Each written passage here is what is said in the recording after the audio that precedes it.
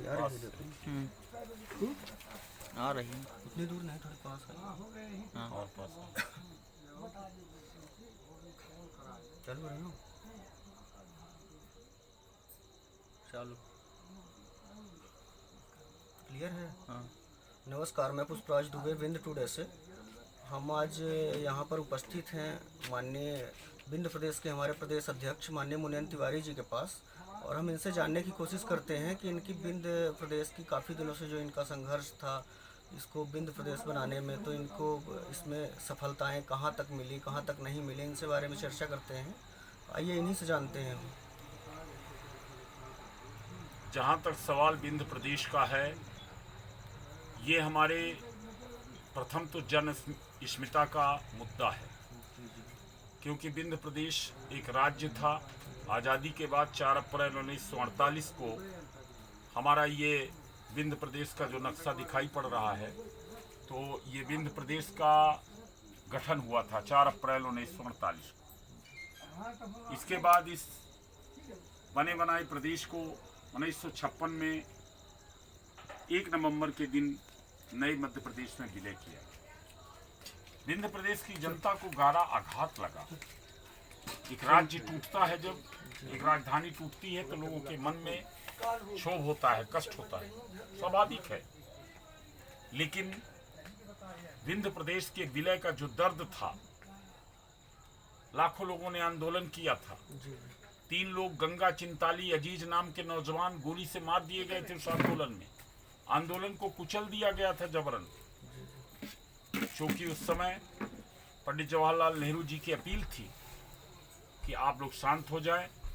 जब कभी इस देश में छोटे राज्य बनेंगे तो विंध्य प्रदेश को उसी स्वरूप में लौटा दिया जाएगा। तब से आज तक।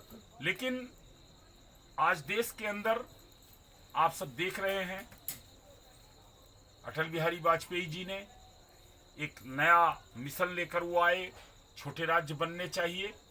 उन्होंने विंध्य प्रदेश का तो नहीं नाम उठाया, लेकिन हमारे मध्य प्रदेश से छत्तीसगढ़ को अलग करके एक राज्य बना दिया। उत्तराखंड एक राज्य बना उत्तर प्रदेश से अलग होकर। बिहार बड़ा राज्य था, वहाँ झारखंड बना। और अभी कांग्रेस की हुकूमत में तेलंगाना, जो हमारे हैदराबाद से अलग होकर के, और तेलंगाना एक राज्य बना, आंध्र प्रदेश से अलग हुआ। हम लोग इस मुद्दे को उठा रहे थे लगातार, विंध्य प्रदेश को अलग से राज्य बनाया जाए।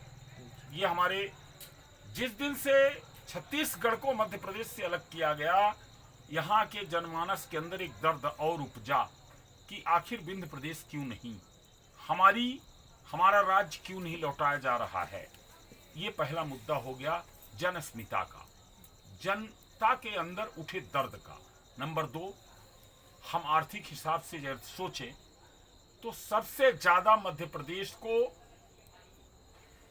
राजस्व देने वाला क्षेत्र है ये विंध्य क्षेत्र। हम सबसे ज्यादा रॉयल्टी दे रहे हैं कोयले से, पन्ना के अंदर जो हीरा निकलता है उसके खनन से हम रॉयल्टी दे रहे हैं, जो एक्साइज ड्यूटी दे रहे हैं। महुआ सबसे ज्यादा पैदाइश हमारे रीवा संभाग में होती है, और महुआ से शराब बनती है, उससे एक्साइज ड्यूटी तैयार होती है, सरकार चल रही है, उससे वो आमदनी मिलती है गवर्नमेंट को। नौरोजाबाद से लेकर उमरिया से लेकर के और चले जाइए सिंगरौली तक, कोयले का पूरा एक बेल्ट है, जहां से हम करोड़ों करोड़ रुपए आमदनी दे रहे हैं देश की सरकार को, प्रदेश की सरकार को।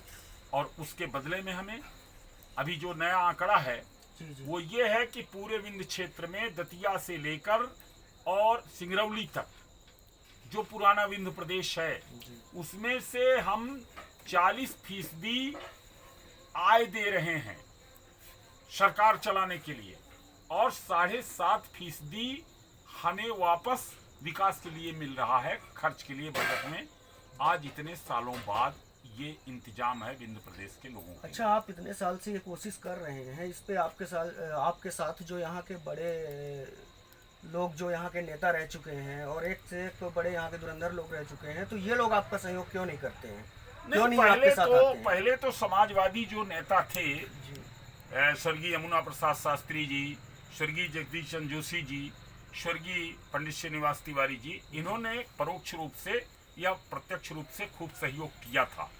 जब 1990 में बिंद संग्राम परिषद का गठन शहीद गंगा वाटिका में हुआ, गंगा चिंताली अजीज की जो शहादत स्थली है, वहां पर जब गठन हुआ तो इन लोगों ने मदद की। और मैं कैसे नकार सकता हूं कि बिंद प्रदेश 10 मार्च सन 2000 में जब छत्तीसगढ़ का प्रस्ताव संकल्प पारित हो रहा था मध्य प्रदेश की विधानसभा में, तब हमारे विंध्य प्रदेश का भी प्रस्ताव दादा शिव मोहन सिंह, निर्दलीय विधायक राम प्रताप सिंह नागौर द्वारा रखा गया। स्वर्गीय रमाकांत तिवारी जी और दूसरे विधायकों ने उसका भरपूर समर्थन किया और सर्वसम्मति से ये संकल्प 10 मार्च सन 2000 को पूजनीय दादा जब स्पीकर की आसंदी पर बैठे थे, सर्वसम्मति उन्होंने पारित कराकर इसे एक बड़ा काम, विंध्य प्रदेश का बड़ा काम कर दिया। उसके बाद से ये आंदोलन कुछ ठंडा हुआ। आंदोलन तो हम चला रहे थे, लेकिन हमारी आवाज कुछ कमजोर रही होगी या जनमानस के अंदर उसको गंभीरता से न लिया होगा। हमने तो पूरे शिद्दत से हम नौजवानों के बीच जा रहे थे, किसानों के बीच जा रहे थे, आज भी जा रहे हैं। हमारा एक मुद्दा है, विंध्य प्रदेश हमको वापस चाहिए। रही बात बड़े नेताओं की, जिन्हें प्रदेश में मंत्री का पद मिलता है, प्रदेश में मुख्यमंत्री का के दावेदार होते हैं, वो कितना सहयोग किया कि नहीं किया, इस पर हम नहीं जाना चाहते, क्योंकि कोई एक नेता ये प्रदेश बनाने का काम नहीं करेगा। देश बनाने का काम कोई नेता नहीं करता, लेकिन फिर भी जनमानस, भाई हम इसे आजादी के हिसाब से देखते हैं तो आजादी की लड़ाई में एक बार जागरण कर दिया, जन जागरण कर दिया गांधी जी ने। राष्ट्रपिता महात्मा गांधी ने जन जागरण कर दिया कि जागो उठो और भारत को आजाद करो। ठीक, लोग जागृत हो गए। जब जनता जनार्दन उसके पीछे लग गई और जनता जनार्दन उठ खड़ी हुई तो फिर देश को आजाद करना पड़ा। उसी तरह से जब जनमानस विंध्य क्षेत्र का एक एक नौजवान इस बात को चेत लेगा कि अब हम बंबई नहीं जाएंगे प्लेट धोने, हम सूरत के अंदर नहीं जाएंगे कारखानों में छोटे छोटे सूत काटने, हम नहीं जाएंगे अहमदाबाद, हम नहीं जाएंगे दूसरी जगहों में, हैदराबाद बेंगलुरु में जाके प्लेट नहीं धोएंगे, हमारे यहाँ रोजगार की गारंटी है। हमने तो अपने यहाँ कहा है कि विंध्य प्रदेश राज्य जिस दिन बनेगा, हम बार बार कहते हैं कि आज सबसे ज्यादा उत्तराखंड में विदेशी सैलानियों से आमदनी हो रही है मसूरी के नाम पर। मसूरी क्या है? एक पहाड़ है, एक झरना है, एक कूड़ा है, प्रपात है। जिस तरह के हमारे यहाँ सैकड़ों की तादाद में विंध्य क्षेत्र के अंदर प्रपात मौजूद है, केवटी, चचाई, पुरवा और न जाने कितने प्रपात हमारे यहाँ इस तरह के प्राकृतिक स्थल मौजूद हैं जहां पानी गिर रहा, मसूरी बनाया जा सकता था उनको, और यहाँ विदेशी सैलानी आकर्षित किए जा सकते थे। खजुराहों के अंदर विदेशी सैलानी आते हैं, हम रीवा के अंदर, सतना के अंदर, सीधी के अंदर हम इस तरह के स्पॉट तैयार कर सकते थे। हम 5 मेगावाट बिजली अपने विशिया नदी में बड़ी पुल और छोटी पुल के बीच में एक टरबाइन डाल के कर सकते थे। हम ये आपको बताएं, अभी जनमानस को मालूम नहीं है, सबको नौजवानों को, वेंकट भवन जो आज कोठी कंपाउंड के अंदर मौजूद है, वहां से नीचे नीचे हमारे पूर्व महाराजाओं ने एक रास्ता बनाया था किला के लिए। हाथी दौड़ सकती इतना बड़ा रास्ता चौड़ा है, मैं एक बार उसके अंदर देखा हूं। आज उसे आप एक इस दर्शनीय स्थल के रूप में बना दें, वहां ऑक्सीजन का इंतजाम कर दें, बिजली का इंतजाम कर दें, मार्केट बसा दें जमीन के नीचे, और फिर देखें आप कितने नौजवानों को वहां रोजगार मिल जाएगा, हमारे नौजवानों को काम मिल जाएगा। तो काम पैदा करने के लिए हमारे पास योजनाएं हैं। आप तो हमारा विंध्य प्रदेश लौटाओ, हम तो एक मांग कर रहे हैं, और विंध्य प्रदेश जन जागरण हम कर रहे हैं। हम जन जागरण के लिए हम लोगों ने काम शुरू, अभियान शुरू किया है। अच्छा, लोगों को आप क्या मैसेज देंगे? क्योंकि जब तक लोगों का काफिला आपके साथ जुड़ेगा, जब विंध्य के लोग आपके साथ सब जुड़ते जाएंगे, हाँ, तभी ये चीजें संभव है। नहीं, नौजवान, खास तौर से नौजवान वर्ग को आगे आना पड़ेगा। उसे इस बात को समझने में, अभी बहुत सारे नौजवानों को ये बताने में सक्षम नहीं हो पाए हम लोग कि हमारा 4 अप्रैल 1948 को एक राज्य था, स्टेट था, जिसकी राजधानी रीवा थी। यहाँ सीएम मुख्यमंत्री और मंत्रिमंडल लगता था, यहाँ गवर्नर होते थे, यहाँ पर सचिवालय होता था, यहाँ पर सारी सुविधाएं थी एक राजधानी की। हम पंजाब से, मणिपुर से, गोवा से बड़े राज्य के रूप में विकसित होते आज तक में। आज जब हमारे वाण सागर का पानी रीवा सीधी के अंदर, सतना के अंदर आया है, तो आज पंजाब से भी ज्यादा खेती दिखाई पड़ रही है हमारे खेतों में।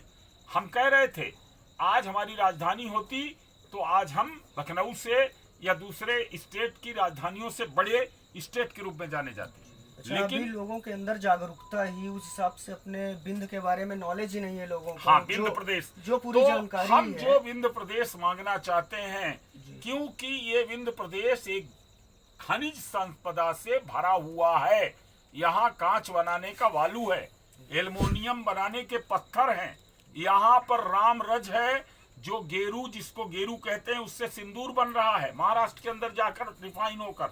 हमारे यहाँ पोटास की मिट्टी है, और सतना रेलवे, मझगमा रेलवे स्टेशन है, जहाँ से पोटास की मिट्टी लदकर महाराष्ट्र की ओर जा रही है। ये कीमती मिट्टी है।